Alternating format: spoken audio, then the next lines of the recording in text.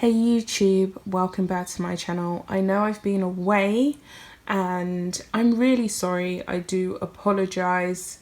It's been very hectic. I have started a second channel which is not related to this one, so that's why I've been away. But I am back because there is so much to cover on the Meghan and Harry debacle. So, Meghan Markle's ex-Suits co-star, Wendall, he is an African-American man, has basically said that he feels as though the Oprah Winfrey interview that went down with Harry on the 7th of March is very insignificant, and he feels as though it was very insensitive considering we are in this global pandemic. So he's basically doubled down and said he feels as though he wishes her all the best and he's just not really interested in her whole woe is me, woe befalls me victimhood narrative. And it's quite interesting that those people who actually have met Meghan, like Piers Morgan and this guy Wendell Pierce, her ex-best friend Preedy, and all of these other characters really don't have time for her, know what she's like in real life, and person who dramatizes her life. That's what has been implied, and this is basically what he said. So he's doubled down on that, and I say good on him. I'm happy that someone who actually knows the real Meghan Markle, outside of Piers Morgan, because obviously Piers Morgan has been snubbed and he has been stopped effectively because of his skin tone, because he happens to be a male, because he happens to be a white male, because he happens to be a successful, established journalist and commentator. He has been stopped from expressing himself, and that's something that the Sugars love to do. They love to stop people expressing themselves, especially if they come from a Caucasian background. This guy is black. He's African American. I've seen him in quite a few films. He's a very good actor, and he actually played Meghan Markle's dad in the Suits Enterprise. So he knows her pretty well.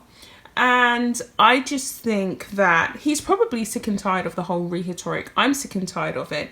I just do not believe that these allegations really have come from a substantiated place, especially the comments regarding the baby and, you know, this whole debacle about him being singled out because Meghan Markle happens to be of biracial origin.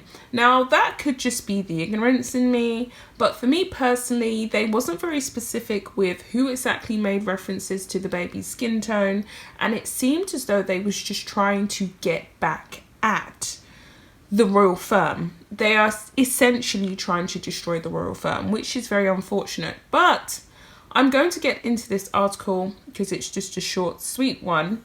And I really feel as though you guys could benefit from hearing this. So, Meghan Markle's ex-Suits co-star Wendell Pierce clarifies comments about insignificant interview, saying, "I wish her all the best." Wendell Pierce has spoken out to clarify his comments about Meghan Markle and Prince Harry's interview with Oprah Winfrey after calling it insignificant. The actor 57, who starred as Meghans' character Rachel Zane's father on Suits, had shared his thoughts on the couple's bombshell interview, in which they claimed a member of the family had expressed concerns about what colour their son Archie's skin tone would be. Wendell appeared on LBC to say, "Today, 3,000 people are going to, unfortunately, pass away in America from, you know what, the virus. A couple of hundred people are going to pass away, even this hour in the UK."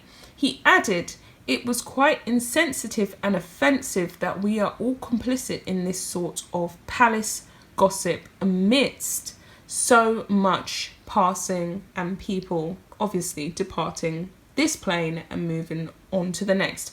I can't use the specific word because YouTube may flag this video, etc, etc, you know the drill, but you know what he basically said. And then he also went on to say, "I think it is insignificant Wendall has since taken to Twitter to explain his comments. He also went on to say, "I was fortunate to tell Meghan personally I wish her all the best, predicting this hellacious maelstrom." In the interview, Meghan had also revealed that she had suicidal thoughts during the worst times, when the intrusion into her and Harry's life became too much and didn't want to live anymore. Wendall reiterated that he was in no way insensitive to suicide, having experienced it in his own family, concluding, "As I told Meghan, I support her and wish her all the best."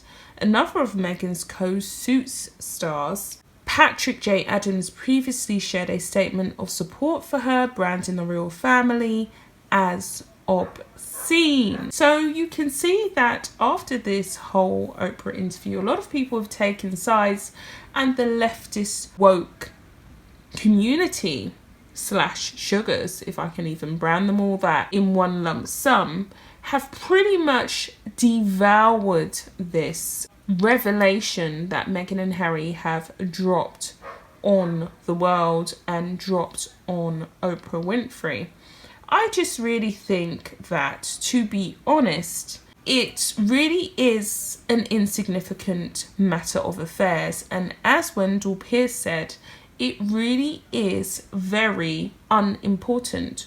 We are in the middle of still yet very much an active pandemic, and people, as he said, are still very much passing to the next plane. So why are people so up in arms about this whole debacle?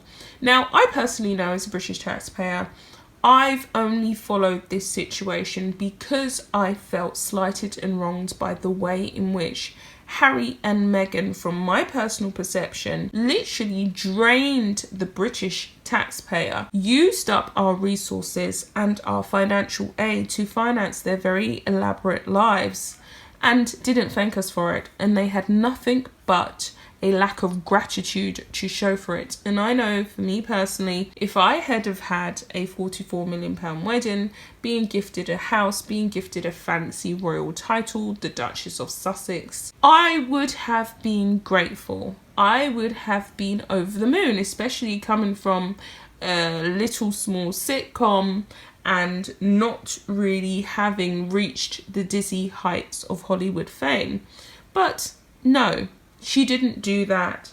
She showed us nothing but a lack of gratitude, and she wouldn't be living the lifestyle she's having or signing the deal she's having without it. But she's repaid them in an abhorrent way, in an atrocious way, and in a very degrading way.